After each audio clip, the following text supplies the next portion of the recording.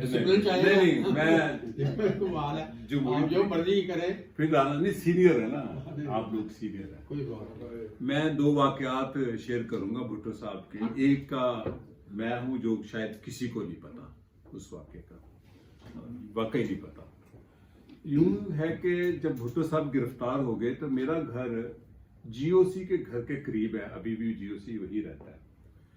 تو ابا جی نے کہا کہ بڑی انٹیلیجنس والے گھومتے ہیں. ان دنوں ہوتا تھا کہ انٹیلیجنس جو تھی وہ سفید کپڑے اور پشاوری چپل پہن کے ان یوزل موومنٹ کینٹ میں ہو رہی تھی. اسپیشل برانچ والے, special MI many agencies, not just special branch. تو میں نے کہا ہاں بھٹو صاحب گرفتار ہوئے لیکن کی خبر کہیں نہیں تھی, چونکہ بھٹو صاحب نے سپریم کورٹ میں بھی یہ کہا تھا کہ مجھے جب انہوں نے رمضان میں 70 کلفٹن میں سحری کے وقت گرفتار کیا تو وہ مجھے لاہور کے گھر میں محبوس کر دیا تھا, انلیگل ان کو رکھا ہوا تھا اور بتایا کہیں نہیں تھا جو لوگ اس تاریخ کے گواہ ہیں. تو میں نے کہا پھر تو کوئی چکر ہے. خیر میرے ایک دوست تھے کیپٹن نثار, یہ جو پی ایف مارکیٹ ہے نا آج بڑی مشہور, یہ اس وقت بھی تھی جہاں دکان کوئی چلتی نہیں تھی. کیپٹن نثار وہاں آرمی کے چھوٹے گھر تھے کپتانوں اور میجروں کے, وہ ختم کر دیے, کالونی سے بنا دیے. تو انہوں نے کہا فروخت تم شام کو میری طرف آنا. کیپٹن نثار ایک غریب آدمی کا, ٹال والے کا بیٹا تھا, پٹھان تھا, تو کپتان تھا اور زیادہ عروج تھا اس وقت ظلم کا. میرے ذہن میں کوئی نہیں تھا. کہتا تم نے بولنا نہیں ہے بالکل, تو تم یہاں بیٹھ جاؤ. اچھا میں گیا, میں کہا کیا ہے؟ کہتا وہ سامنے دیکھو کیا سین ہے. دیکھا تو ذوالفقار علی بھٹو دوسری کوٹھی میں بیٹھے سگار پی رہے تھے روزہ کھولنے کے بعد. کہتا تم نے ظاہر نہیں کرنا کہ تم نے بھٹو کو دیکھا ہے, تم تو جاؤ گے میں بھی چلا جاؤں گا. تو بھٹو صاحب اس کوٹھی میں محبوس کیے گئے تھے جس کا ذکر انہوں نے سپریم کورٹ میں کیا کہ جب مجھے انہوں نے انلیگل گرفتار کیا اور وہ پھر سمدانی نے اپیل کی تو ضمانت ہوئی. تو بھٹو صاحب نے بھی مجھے دیکھا اور انہوں نے بھی یہی ظاہر کیا کہ میں نے تمہیں نہیں دیکھا. ایک واقعہ یہ ہے. دوسرا ڈاکٹر مبشر سے منسوب ہے اسی قسم کا واقعہ. میں اس لیے سنانا چاہتا ہوں کہ کئی واقعات امانت ہیں, میں چونکہ ان کو لکھنا چاہتا ہوں. یعنی میں وزیر خزانہ تھا تو وقار احمد اور سعید احمد یہ بڑے طاقتور لوگ تھے بھٹو صاحب کے سیکرٹری.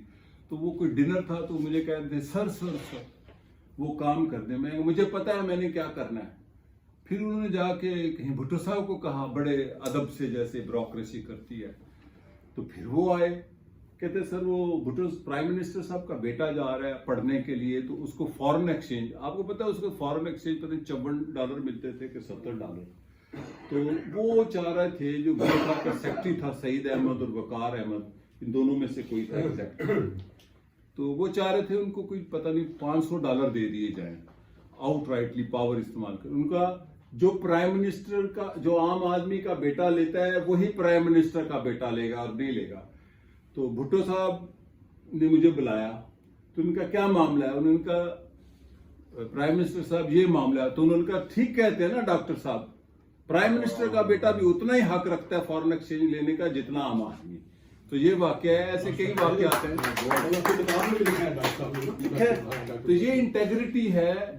دیکھیں ذوالفقار علی بھٹو کی 2 خوبیاں ہیں, ایک خالی انٹیگریٹی نہیں ساتھ کمپیٹنسی بھی ہے. میں نے ڈاکٹر مبشر کو کہا عمران خان کی سادگی پر کہ یہ کیا ہوا سادگی بیچنا, سادہ تو بھٹو صاحب بھی تھے آپ بھی ہیں. لیکن ایک بات میں صرف سیاسی کرنا نہیں تھا چاہتا, میں نے خود ہی ڈسپلن توڑنے لگا ہوں.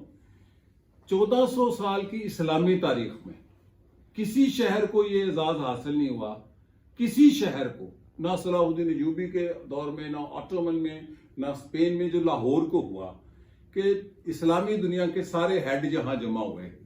یہ اعزاز پاکستان کو اور لاہور کو اعزاز ملا, اور یہ اعزاز بھٹو صاحب چاہتے تو کراچی کو دے سکتے تھے. یہ اعزاز بھٹو صاحب کیا کہ وہ میزبان ہوئے. دنیا کے کسی اسلامی حکمران کو یہ اعزاز حاصل نہیں ہے کہ وہ پوری دنیا کا میزبان اسلامی دنیا کا ہوا ہو. یہ اس کو میں ہسٹوریکل پرسپیکٹیو میں دیکھتا ہوں. بس میں نے اتنی بات کرنی تھی. اب میں رانا صاحب